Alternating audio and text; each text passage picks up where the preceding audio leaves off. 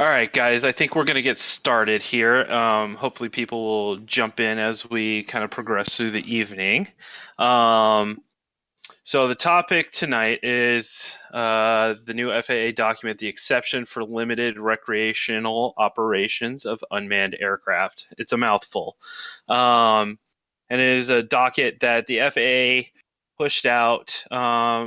If you haven't seen it, I'm sure most people in here have. But if you haven't seen it, the first kind of round of it happened, I think, on the 12th, and we got a leaked memo from the FAA to air traffic controllers, and that was kind of the start of it. Is anybody unfamiliar with this? Okay, by your responses, I'm going to say no. So, um, what are your opinions? And we're going to open this up from the beginning. I'm going to go through it all, but I kind of want to get your opinions of it. And I know a lot of you have opinions, and I just kind of want to get a baseline for where everyone's at. Why didn't we stop it from happening sooner? Okay. What are your recommendations for how that could have happened?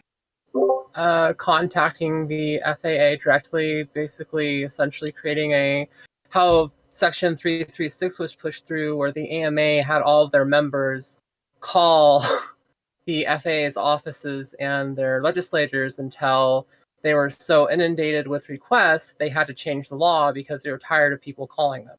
Right. No, I totally get that. From my end, this came as a surprise. Did anybody else know about it before the leaked memo? You heard rumors of it? Okay, so I'm curious because I didn't see anything anywhere on any rumors of it until one of the gentlemen in our group actually notified me about somebody posting it, and literally within 2 minutes he had notified us here in the Discord, and I hadn't heard anything from it. So, if somebody knew about it, who's communicating, did somebody communicate that out? And that's the biggest thing, I think, from that regard, Zoe. If you disagree, let me know. No, the person I heard it from had heard it from someone within the FAA, so it was, some, like, basically a game of telephone. And I really didn't pay any credence because I thought it was completely asinine and the FAA would never do what they just did. Okay. Yeah, from my perspective, I'm just disappointed they didn't have the frickin' system in place for non-107 before they rolled this out. It's ass backwards, in my opinion, but yep. Okay. I wouldn't disagree with you there. I feel like they rolled something out without preparing for, the new thing first. And you're right, it was a little backwards. And I was the first. I was right there with you and agreeing with that. I feel like we knew part of this was coming, but at the flip side, almost everything that they've done for Part 107 up until this point has come out in the form of notices of proposed rulemakings or NPRMs. However, none of this dropped in that fashion, and that's what I'm curious about: is how come we didn't get any notification, room for comments, or time for comments, and being able to contact them, kind of like what Zoe was talking about. So because I think they don't care about us. That we are not even on the radar of the FAA right now. The commercial interests are taking control, and from a commercial aspect, the new rules and regulations I quite like, but from a hobbyist standpoint, it's really just kind of bothers me because there's no legitimate safety reason for them to implement this right now. And if there was, I could say, okay, yeah, guys, maybe this is a thing. But well, Zoe, is there anything that surprised you from what was announced last week in comparison to what was announced on October of last year as part of the Reauthorization Act? I mean, I honestly didn't think they'd go as far as requiring hobbyists within 5 miles of an airport to use the LANT system. Mm-hmm. That honestly, I didn't see that as something that was going to happen. That Mhm. was a fear I think that a lot of people had, was that the FAA was going to start kind of segmenting the hobbyist population from being able to fly in certain areas and or doing what they just did. And I mean, the that was category. I mean, executing the category 1, 2, 3. yeah. So it's I definitely know that was a fear in October, and honestly, that's been a fear that I've had for a while. And I'm very disappointed overall. One, the FAA didn't communicate that with anybody ahead of time for any kind of debate. Two, the fact the community hasn't been more vocal in general about, the roles and rulemaking process that's going on right now. And myself included, I feel very disappointed I haven't spoken up more during this whole process. And just the fact that now we're kind of playing the FAA's game, because under the rules, the new Reauthorization Act, we have to petition them for rule changes, which is something that I think we can do at this point, which is, petition for this to be changed potentially. Well, I was thinking of a different approach. Like, what can we do to get that system put in place in a much faster time frame so that we can use it? Well, I think a couple of things, and I will say this: I've sat in over the past couple of months. I've sat in. I know Dan sat in on a couple of FAA webinars, and we did know that the Lance was coming for hobbyists. That wasn't a surprise. I knew that, I don't know, 2-3 months ago, Dan, when we were on that webinar. Yeah. And yeah, like a month ago.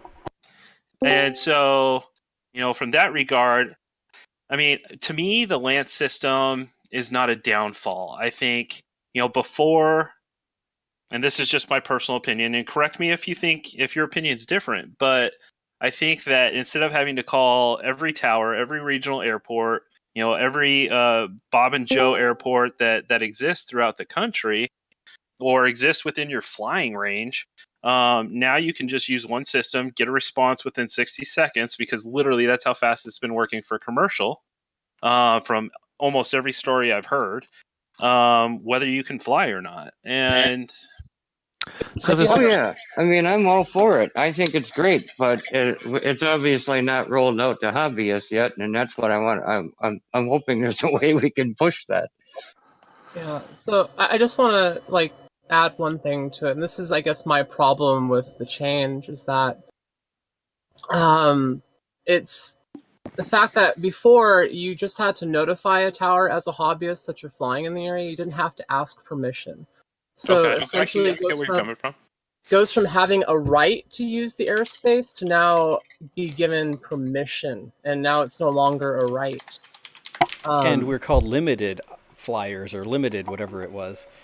Limited recreational operation, or operators, I guess, in one regard, but. So I mean, land system totally makes sense.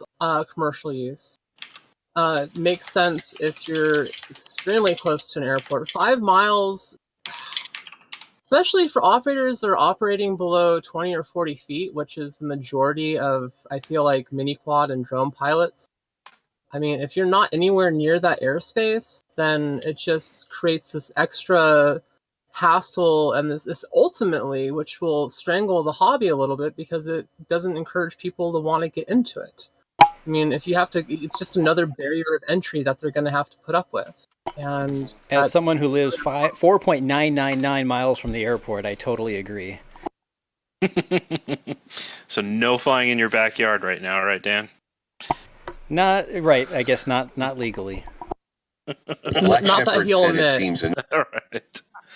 So the suggestion earlier, I mean, let's continue this thread, but the thought of, is there anything we can do to offer to the FAA to get Lance for hobbyists in place more quickly?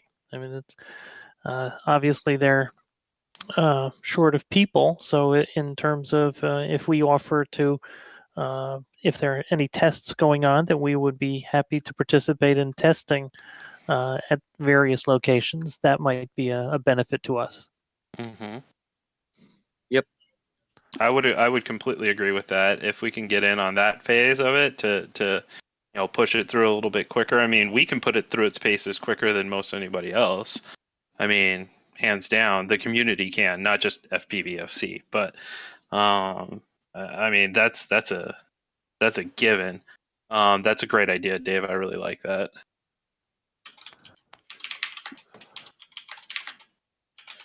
So, Zoe, to pick up on the thread that you had, focusing in on the 5 mile radius, what's a radius that you would say is reasonable? Well, it really depends on, I guess, how high you're going to be flying. If we had a separate flight ceiling for pilots that are flying in their backyards, quote unquote, of 40 feet, that, Well, only extends out to maybe, half a mile, starts out half a mile out of the airport, just because I can't imagine an aircraft being within 40 feet of the ground within half a mile of an airport. I really like how Bruce Simpson talks about shielded operations. Like if you're flying at or below the tree level or below buildings in your neighborhood, there's no way a manned aircraft is going to be there, so you should be okay to fly.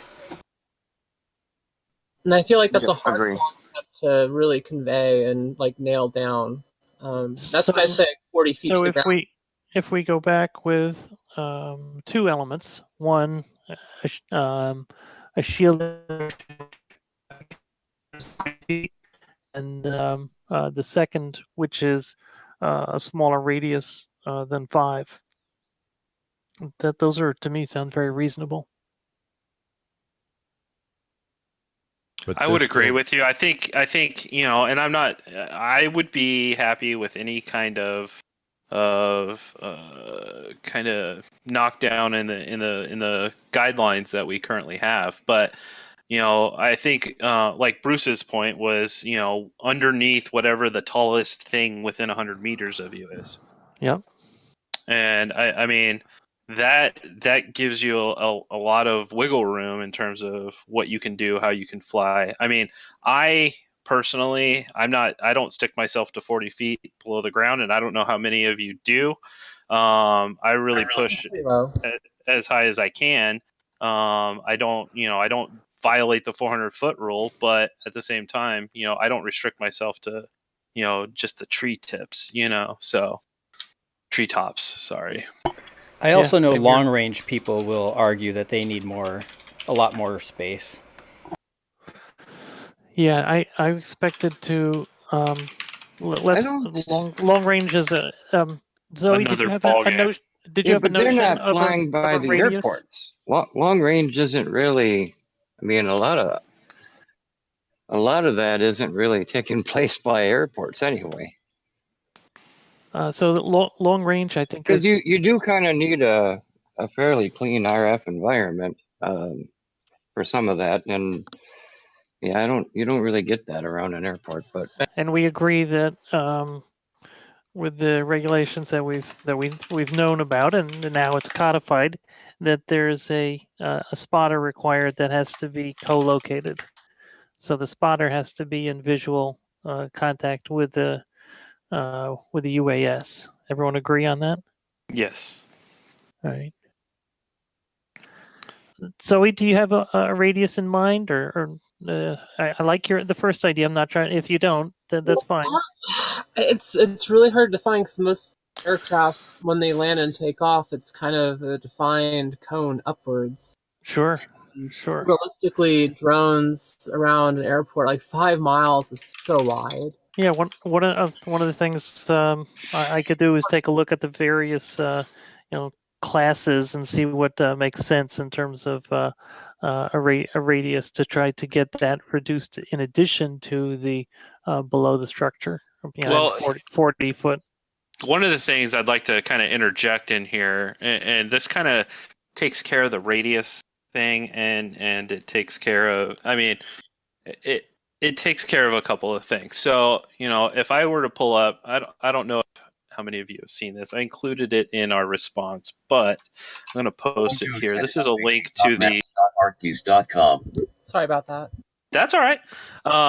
So it's facility maps, and it basically shows the airports. I don't know if that pops up for you. if it's going to pop up on Phoenix or if it's just going to show the entire United States. But do me a favor, if you can, zoom in on Phoenix, Arizona. A couple of things here. I am completely surrounded by airports. However, the grid system around here starts about, I don't know, maybe a half mile, maybe a mile, just ballpark out from each individual airport. And it gives you flight ceilings that you can operate in. Now, again, this is all controlled airspace. So right now we are locked out of this. But once Lance arrives for hobbyists, we will once again have access to this. Now, when you apply through the Lance system to fly within these areas, you're going to be restricted potentially to actually you're going to be restricted to these flight ceilings. So where it says 100, you're going to be stuck to 100. That's going to be your flight ceiling. And these do start out, as Zoe was saying, perhaps maybe a half mile, maybe a mile out from the airport. So I think in one regard, I agree with you, Zoe, that, asking before we did have to ask for permission. Now we just had to notify. Now we have to ask for permission. However, once permission is given, we do have access to those areas, even close to airports. Am I wrong? The thing with Lance is, how do you prove it? How do you prove what? Or the thing without Lance, I'm sorry. The thing without the Lance system is, how do you prove that you have the okay or that you were denied? Well, for me, like if I've ever had to call a air traffic controller, I make note of who I talk to. And that's what I did before. I never really had to call them much because I generally flew within areas where I didn't have to. But in cases like where I was up in Sedona, I did have to, because the whole area basically gets covered by the airport up there. So I just make note of who I talk to. If I submit it, like some airports like Sky Harbor over the last couple of years have an online form, and you just fill that out. And I just kept a copy of that. If they didn't send me an email back saying I, couldn't fly, then game on. That was my proof. Each individual airport around you may be a little bit different though. But now we're going to have to use the Lance system. And you're going to have that go, no go authorization. Did I answer your question, Matt? Yeah, it was just, I know a lot of people might think they're covering themselves by just calling. And calling the tower, they don't care. No, a lot of times. I don't know how, unless you're really calling it, like if you're calling like an international airport, like, hey, I'm flying, a quarter mile out from like runway 37 left or something, they might be like, yeah, no. But other than that, they're like, stop calling here every time you're going to fly. Right, and I've run into that too. Had them, I've had that multiple times. There's now officially there's the communication to air traffic controllers is stop taking any calls. So it's now that path has been cut off. Yeah. This leads to an interesting turn, which is how many of us are looking at this saying, yeah, maybe it's time that I go for my 107. And that's definitely a thought that's been in my head for a while. As soon as this rolled out, it's like, yeah, it becomes more and more likely, because currently 107 pilots have access to Lance, and they specifically state that you can either fly under Part 107 or you fly under the exception for limited recreational operations. And there's nothing saying that you have to be doing a commercial job to fly under Part 107. It just means you're going to fly under the rules of Part 107. And that gets you quicker access to Lance because it's open to those pilots right now. Right. Well, I think especially if you're flying in an area that's got a lot of restricted airspace, it's necessary. Yeah. Otherwise if you pull up on that FAA map, you pull up Las Vegas, they have about 5 square miles that they can fly in. Yeah, if that. if that. It's horrible. And I mean, so the pilots around there are better off right now getting their Part 107. Yeah, well, I can't imagine. I mean, there's got to be spots around Dallas, Fort Worth where there's not a square inch you can fly in a lot of square miles there, with all the So airports right around there. absolutely. All Well, right. what about So, go just ahead, bud. just to piggyback on that, didn't they have the thing where if you weren't flying, if you had your 107 and you weren't doing a commercial route or a commercial flight, you were still considered a limited hobbyist, pretty much. So now So that's kind of let me different. pull.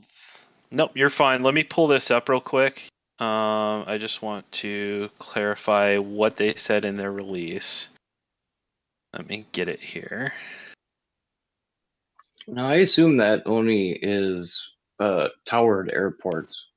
I have a lot of towerless airports around me for crop dusters and skydivers. I don't even worry about them, to be honest. and explicitly we're told not to. And so the towerless are characterized as uncontrolled, and the link that Josh / Cujo provided was those airports that are controlled. And so if you see a red or a green grid circle, that's a controlled airport. You still have to make contact with the operators of those private fields. You're still under an obligation. According, I would tend to disagree with you there, bud. According to several sources, including the AMA, that's not a requirement any longer. The requirement is those are considered uncontrolled. They exist in uncontrolled airspace. And I mean, moral obligation, perhaps. But again, that's where your spotter is going to come into play. But according to them, the requirement is going to be Lance, and Lance is going to be your door in to the controlled airspace. So they're really kind of defining the difference there with that. According to, I just had this.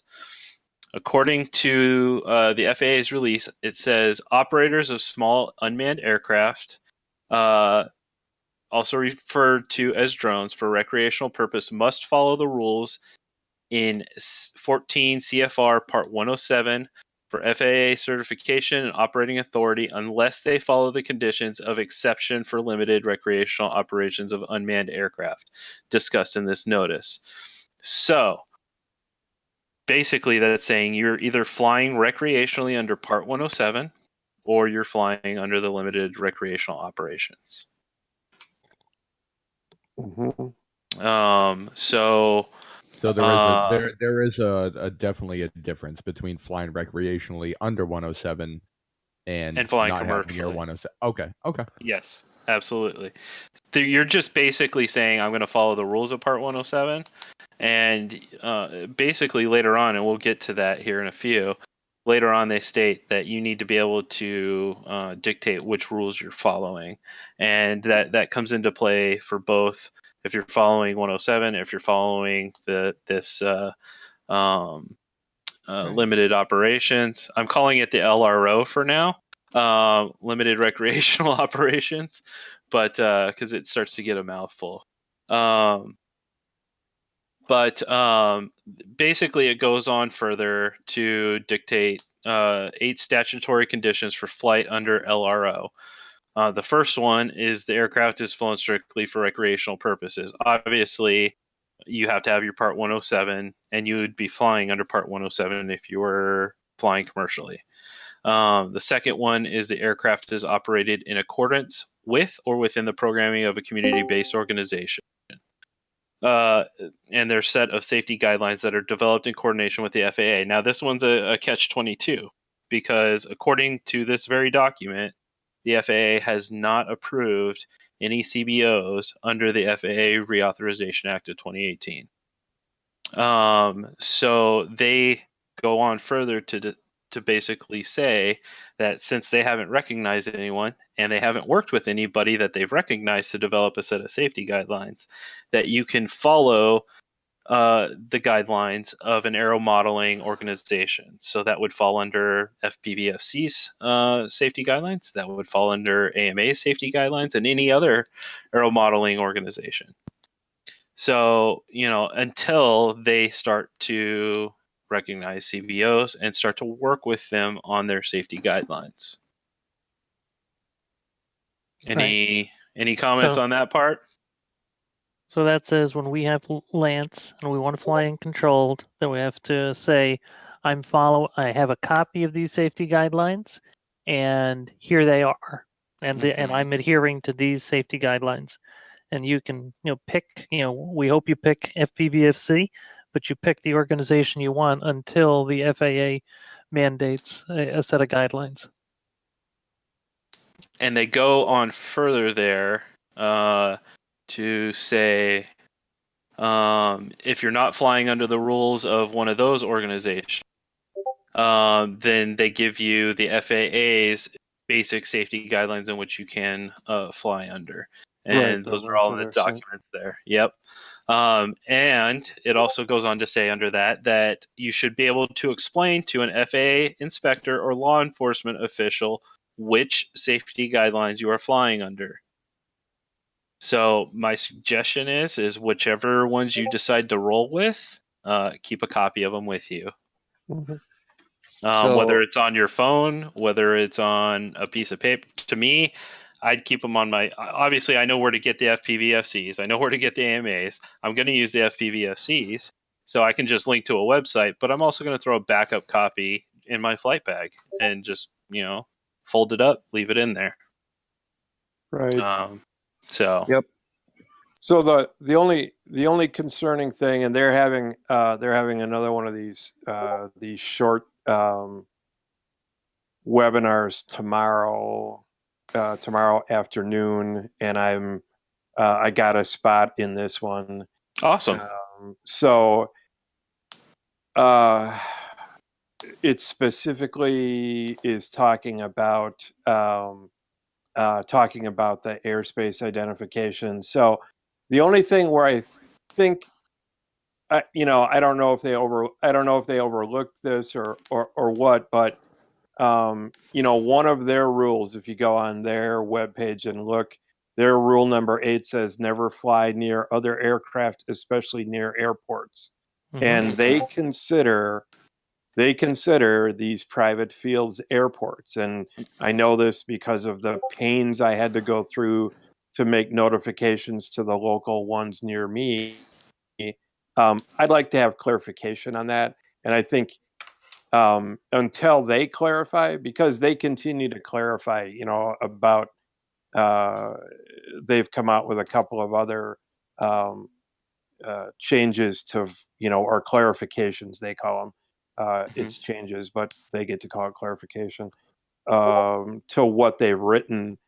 I can't imagine that they've gone from you absolutely have to notify any grass strip, heliport, hospital with a helipad, to nope. Now you guys don't have to do anything. You can fly near them without notifying anybody.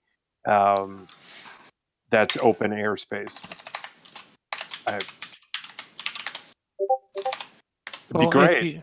If you would, after you listen tomorrow, if you could just drop any notes right here on this general Discord. Absolutely. Something that I'm not looking for chapter and verse. It's like, hey, this was new news, or hey, take a look at this, or any hint would be very appreciated.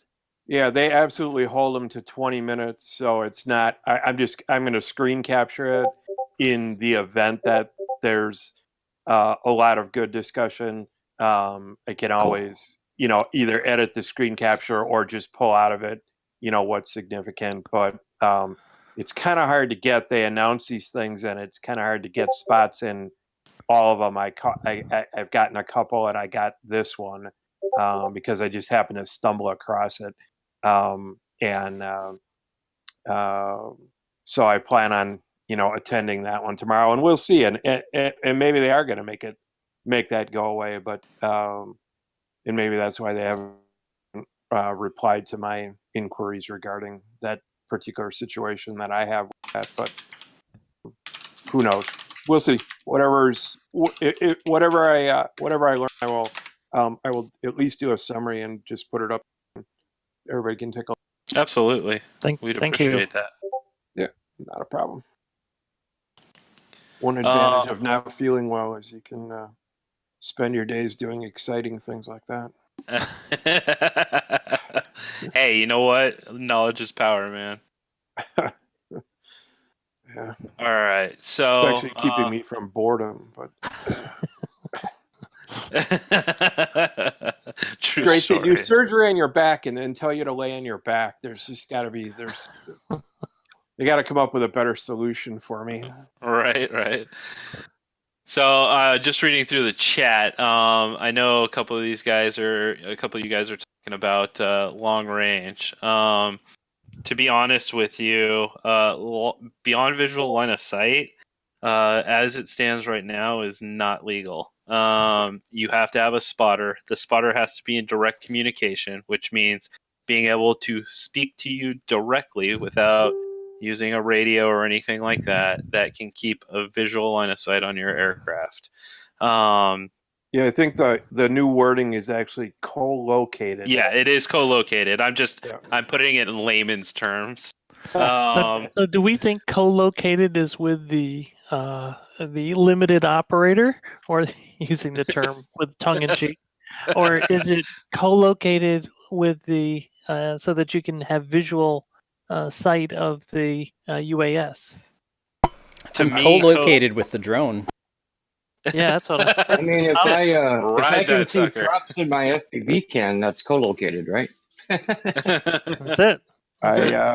Yeah, as far as I'm concerned, I could have a lot of interpretations to that. Right. How they're going to interpret it is going to be the key. Okay, or the police officer that shows up when they get a complaint on you flying. That's So Black Shepherd, your spotter has to be able to maintain visual line of sight unaided, which means no FPV goggles, no binoculars, no telescopes, no anything.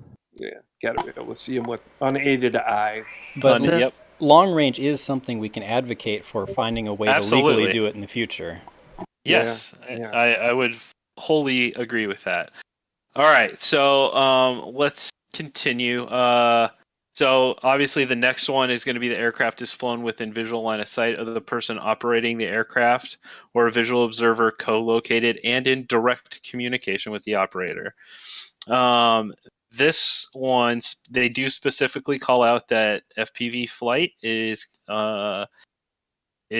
legal with a visual observer or a spotter. However, and I did note, still does not address recreational beyond visual line of sight, which would be your long range. The aircraft is operated in a manner that does not interfere with and gives way to any manned aircraft. This is nothing new. This has been the wording all along. If there's an aircraft in the area, your best option is to just land, wait till it passes, and then continue with what you were doing. Anybody disagree with that? It's my understanding.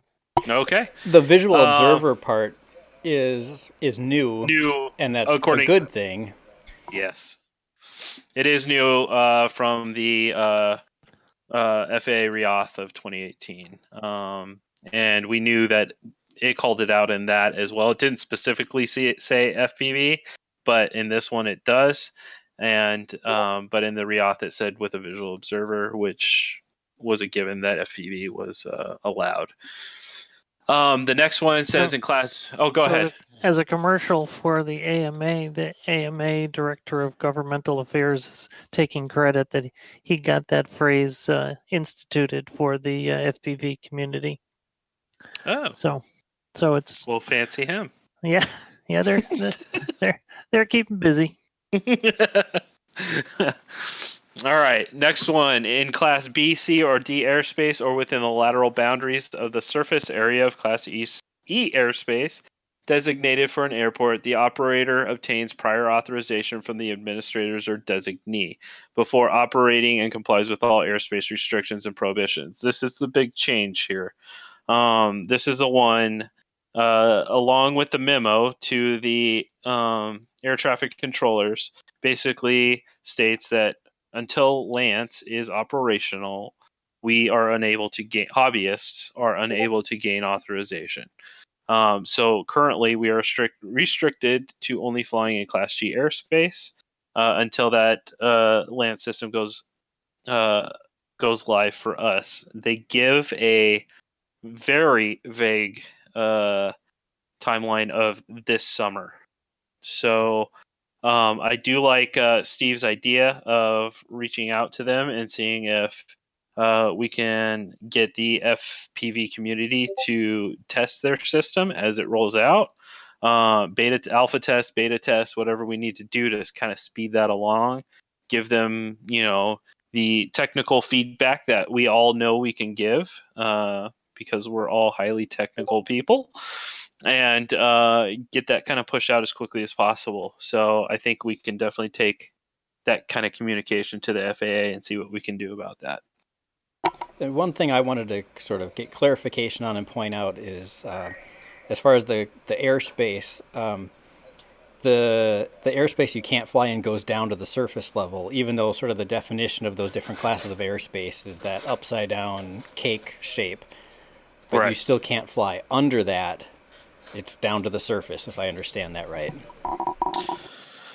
So there are certain different airspaces that are classified as that. So Class G, unless within another class of airspace, goes up to, what did we decide? It's like 1,700. Correct me if I'm wrong. We are restricted to the first 1,200. 400 of it. Is it 1,200? Okay, thank you. It's 1,200, but the buffer is 7 to 1,200. But we have an additional 300 feet of buffer down to 400. Right. So we are, and that's actually the next one coming up. We are, we can only take up from 0 to 400 in Class G airspace. Now, Class E airspace are the ones that are designated for the airport. Those do extend to the ground, as do. Oh, thank you, Dan. So the other classes do extend to the ground. And you are locked out of those until Lance goes effective. Class A airspace is generally, and this was something I had to actually look up. Class A airspace is generally, it starts to take on international boundaries, and is obviously, we're not going to be going that high. There are very few modelers that do take it that high. I've seen a couple, but very few. Let's see. Why is it heavy and expensive as a consumer product? Explain, Black Shepherd. He's talking about remote ID. Oh, gotcha. Okay. Remote That ID is expensive and heavy. Well, expensive, yes, it can be. Heavy, no, not really. There is one called the Ping RX. It's from UAVonics, if I'm saying that correctly. It only weighs 5 grams. However, the FAA has not come out with what remote ID is going to be, what the requirement is going to be. It's definitely under discussion as we speak.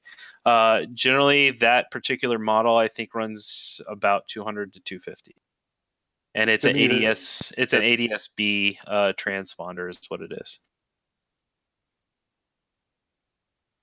That still sounds heavy for my tiny whoop to fly outside. Yeah, it sounds, True story. It sounds heavy to tack onto my my barely under 250 stuff now. Yeah. Yep. $200 is a lot of money to me.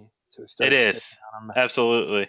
So, and that's been kind of the point from our side all along, is that it creates a bottleneck into the entry of the hobby. Yeah. All right, so we talked about the next one, which is in Class G airspace, the aircraft is not flown from the surface is flown from the surface to not more than 400 feet above ground level, and complies with all airspace restrictions and prohibitions. Again, there's not a whole lot new here. We still had the 400 feet from before. The key here is to mind any and all TFRs, temporary flight restrictions, and notices to airmen's or NOTAMs, as well as any local laws and regulations. Any questions on that one? That was pretty self-explanatory. Okay. Now the next one is another caveat one. The operator has passed an aeronautical knowledge and safety test and maintains proof of test passage to be made available to the administrator or the designee of the administrator or law enforcement upon request. The FAA here again admits that since they have not created the aeronautical knowledge and safety test, that they can't require pilots to take and pass it. Therefore, until they create it, we are in a kind of grace period and can fly without that. However, once the test is active, you are required to pass and maintain a copy of that pass on you at all times when you're flying. Because according to them, law enforcement or FAA inspector may ask you for it, and you need to be able to show that. We don't know what the test is going to look like. We've been actually Take Dead Aim has worked up quite a few questions for that test, and they're really good. However, according to them, the key stakeholders are the ones that are creating that test.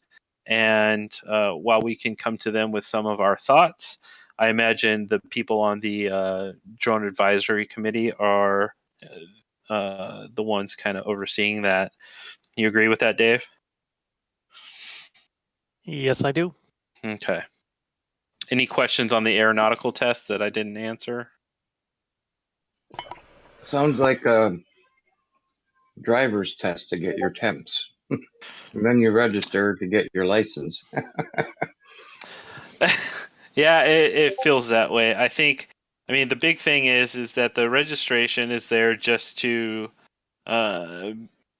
if something happens with your drone or your model, I hate calling them drones, but it's the easiest word to come to. If something happens with your models, and let's say strikes an airplane, they can pick up the pieces as they would in any investigation, find your registration, and be able to identify who it was that flew the aircraft. The knowledge test is kind of, again, I'm not going to call it a license, but it's a kind of a pass-fail, situation, which they say, okay, you know what you need to know in order to fly safely in the national airspace. And I think in some regards it's good. I think that the more knowledgeable everybody is in the hobby, the better. And I don't think anybody would disagree with that. Otherwise, we wouldn't be on forums helping each other out. But at the same time, my biggest concern is that it is going to create a barrier for entry. And my ongoing thought is that it needs to be accessible for everybody, whether it's a 12-year-old or a 60-year-old. And because that's the dynamics of our hobby. People are learning this stuff in elementary school now. There's STEM programs that utilize drones, and they're the perfect tool for a STEM program. But it needs to be accessible and not anything that's going to chase people away. Yeah, or cost prohibitive, or I mean, there's all kinds of barriers. That the potential for a lot of barriers in having the test, easy to access, easy to pass within reason. Obviously, some reasonable limitations of knowledge, are all, I think, keys that I hope the powers that be who are going to put it together are going to take into consideration. Yeah, absolutely.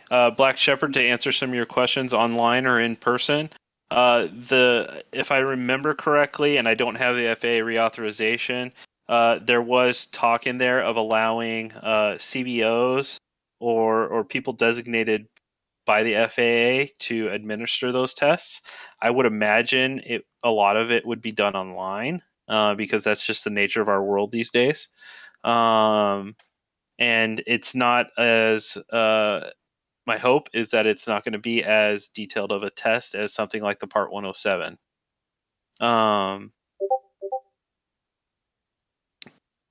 I would say. Oh, go ahead, bud. The last, the other one of these programs that I was able to attend, there was some discussion. All of this whole series has been on airspace, and one of the questions brought up was, is the FAA planning on coming out with airspace maps and explanations that are easier to understand than what currently exists? And their response was, to kind of paraphrase it, was, yes, we understand the way we have it currently set up. It's difficult to understand, especially for people who have not been through a ground school, those sorts of things. And so they're looking at having an educational series or something to provide that information in a way that is easier to understand than I think what's out there. I think sectional charts. For those of you who have not seen one, can somebody, while I'm talking, throw one up there for me? Just as an example, I think honestly this for me this FAA UAS facility map is darn near perfect in terms of being able to understand what you can and can't do. Now, the grid system, I think, is probably a little excessive. I think we could refine that a heck of a lot, but at the same time, it makes it very simple to understand where you can and can't fly. Yeah. So, if it's something similar to this, I think this is something that everybody can understand. Oh, thank you, Dan. If you click on that image right there, guys, that's what a FA or a sectional map looks like. And if you can tell me what's going on there, more power to you. Yeah. Especially if you start looking at 107 questions on airspace, and start looking for the answers that they're wanting on there. There's no way we're going to get get young kids to be able to understand that. Yeah. Or at least you're going to kill their interest in the time it's going to take them to learn it. Yeah, if you do have your Part 107, everything on there should make a lot of sense to you. Yes, because you've had to learn it. Yeah. So, all right. So next, I got to catch up to where I am. Okay. The aircraft is okay. Lastly, so to kind of paraphrase where we were, until they create that test, you are not required to pass it. Therefore, you can continue to fly as you were, as long as you are abiding by the rest of these 8 statutory conditions. Oh, and it does say that the test can be administered electronically. Yes. It specifically says online, I think, yeah. Yeah, I pasted what was in the Reauth Act up there, and it says administered electronically cool. by the administrator, a CBO, or a person designated. Perfect. I'd pay attention. Probably help. There you go. Lastly, the last of the statutory conditions is the aircraft is registered and marked, and proof of registration is made available to the administrator or designee, the administrator or law enforcement upon request. Again, make sure you're registering yourself as a pilot. It only costs $5 for 3 years. Additionally, that registration number needs to be on all your aircraft that you are flying. It needs to be on the outside of the aircraft where it's easily visible. It can't be in a battery compartment. It can't be underneath a component or a battery. It has to be basically minimal touch, in order to find it. So my go-to is right on the bottom of the quad. If it's a top mount battery, right on the top if it's a bottom mount. And generally there's no ruling on how that should be affixed. As long as it is, my go-to is a dyno label maker. I just print it out, chuck it on there, and call it good. And that goes for my fixed wings and my quads. If anybody else has a good method that they use, feel free to share it. Yeah, I like the labels. They're easy. Yeah, I usually print out 10 or 15 at a time because they do tend to come off in a crash every once in a while. So Yeah, I carry extras in the flight. Crash? And, oh, we don't want to call them that either. An accidental high velocity situation. High velocity descent. There you go. There you go. Oh no! Well, let's use the military's term for a crash. Hard landing. There you Excellent. go. Perfect. Yeah. All right, so those are the 8 requirements, according to this. Now, the FAA does go on towards the end of this and says that this is not a legal obligation. And there are a few people out there when this post comes up on Facebook that do point to that. However, there's been some conflicting opinions here and there, and I understand both sides of the coin. My interpretation of this is our goal is to communicate and work collaboratively with the FAA in order to maintain our ability to be in this hobby. Right. Yeah. And in order to do that, we need to show a level of respect and a level of professionalism to be able to follow these rules in order to maintain that door is open. There are some others out there who advocate to not follow the rules, and a lot of them have cited civil rights and whatnot, and I understand that side of the coin too. And civil rights movements have done a lot of great things for our country, but at the same time, I feel like these are not. This is nothing new, I guess. Civil disobedience is more of a last resort, and we're not there yet, hopefully.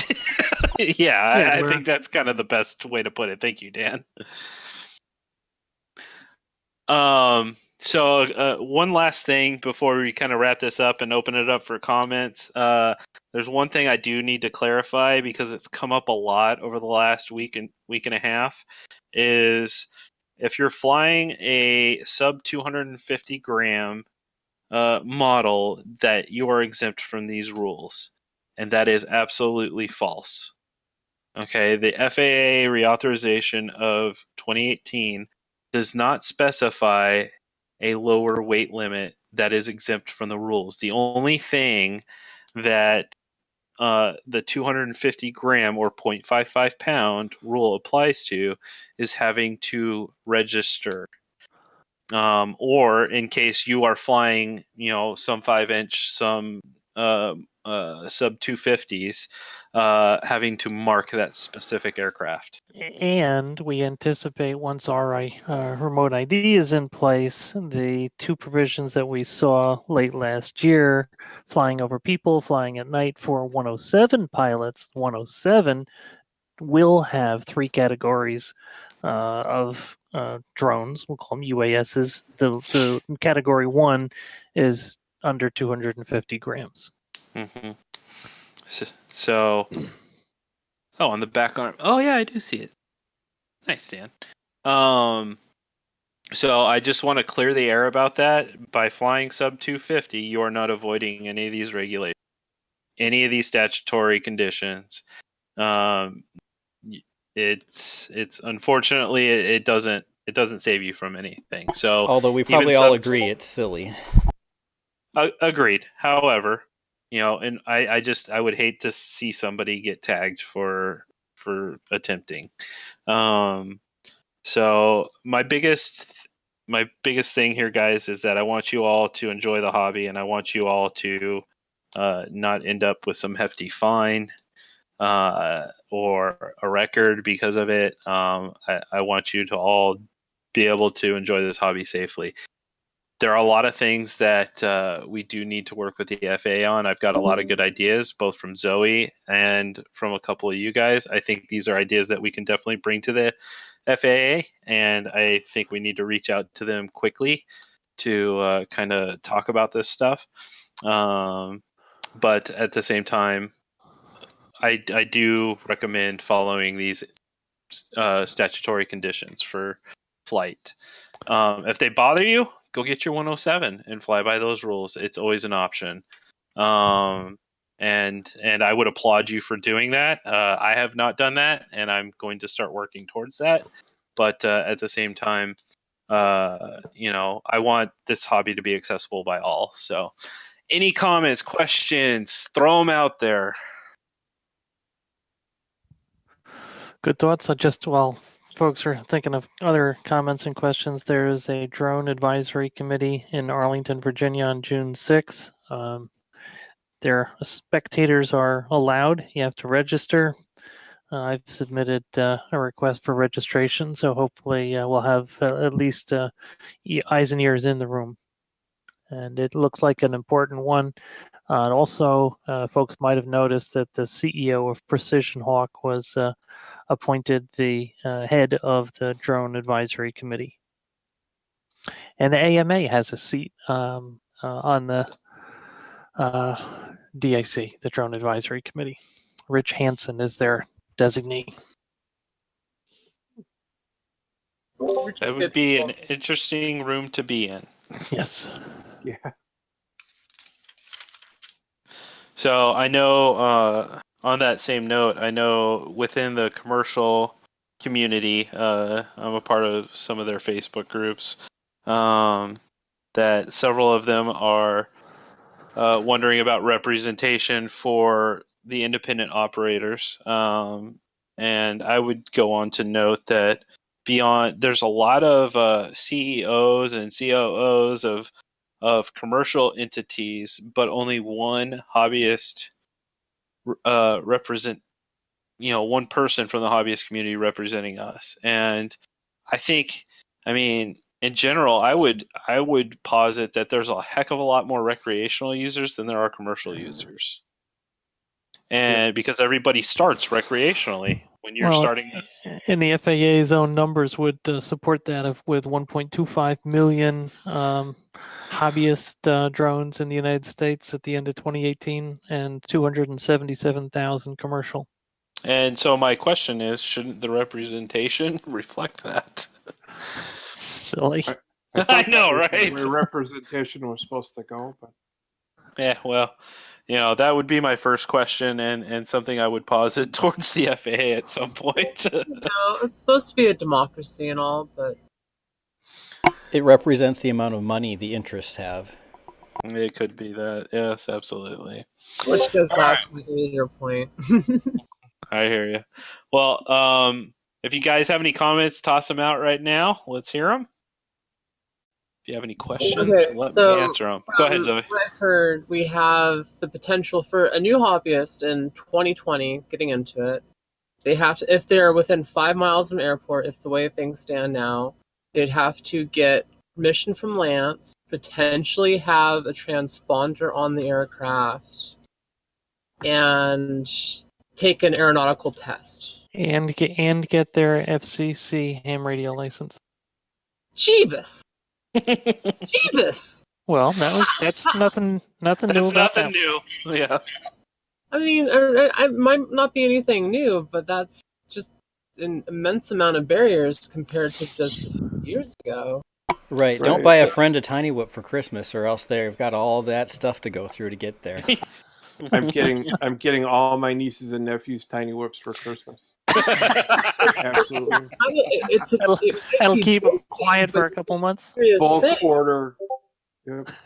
I mean, bulk order. It's all joking now, but it's a very no.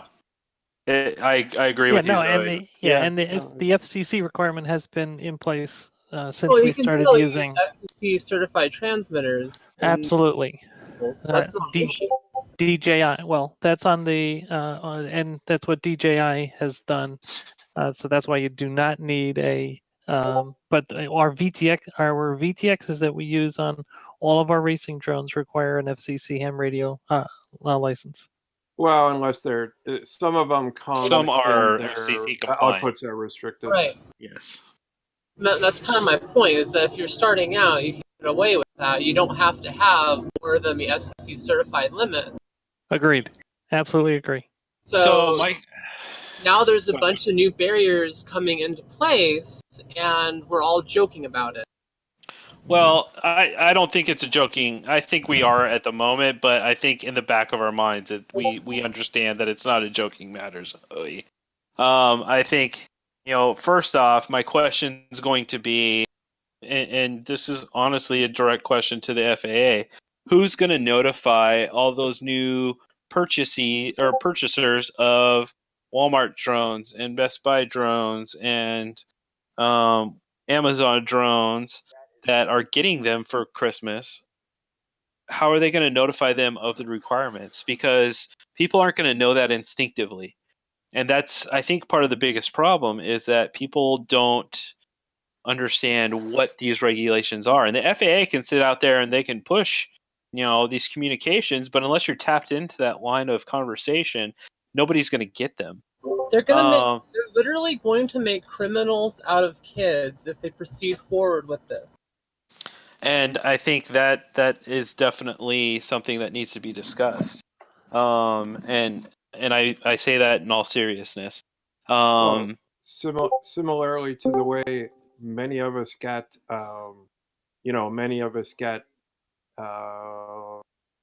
law enforcement contact records for, skateboarding and rollerblading and all that nonsense. Sure. And I completely agree. I mean, my biggest comparison of this hobby to something that previously exists is skateboarding, and I think a lot of people would make that same conclusion. But at the same time, there needs to be some communication from the powers that be to the consumer level of what those requirements are, and more to your point, Zoe, those requirements need to be as simple and as painless as possible. Right now, registering a drone is painless. $5, 3 years. It takes 5 seconds. It's not that big of a deal. And same thing needs to be with the test. It needs to be simple. It needs to be something that a 10-year-old could walk in and take. Right. So basically, it's going to end up with a bunch of government warning safety labels on the back of drones for people to buy. Like, you must register this with the FAA. You must make sure you pass this test. You must make sure you follow all these rules and regulations before you buy this product. And again, I'm sorry. Go ahead. No, go ahead, bud. I'll still draw this. It's probably a very unpopular thing and politically incorrect, but there's still less warnings and less requirements to become a parent. Yeah. And I don't know about you, but I guess I would consider that, something that requires a little bit more attention and, perhaps some more responsibility. Being the father, I chuckle because I'm the father of a 31-year-old, and it was. Please tell me he's not living at home in your basement. No, he's not. He's successful. And so our in response, I think our effort is to, as Josh said, to work collaboratively with the FAA and to take on each of the aspects and any ideas that come out of them that we can bring up and work it. And as the community gets more organized, we hope to represent a larger and larger community. We did respond back in April to the for the public comment period. NPRMs. Yep. Thank you. The NPRMs that were issued. Theoretically, the FAA is required to read all of those. And we have agreement to work with the FAA at headquarters level to communicate and share responses to the FAA. So we'll, if I cannot register for the drone advisory committee, if I'm not successful in that, then certainly I'll be working with Tyler Dobbs and Rich Hansen to ask. So, what happened? What insight do we have? What, because they're talking about the plan, and one of the biggest elements on the FAA's docket is RID, because they've said in the NPRMs that a remote ID is the prerequisite to a lot of their other work. So piece by piece is how we want to try to approach this. We want to work it collaboratively. The EAA, the Experimental Aircraft Association, is my model for something that works when you're collaborative with the FAA. So that's what we'd like to model. And I'm not being defensive. I'm just articulating the approach that we're taking, and I welcome any comments and critiques.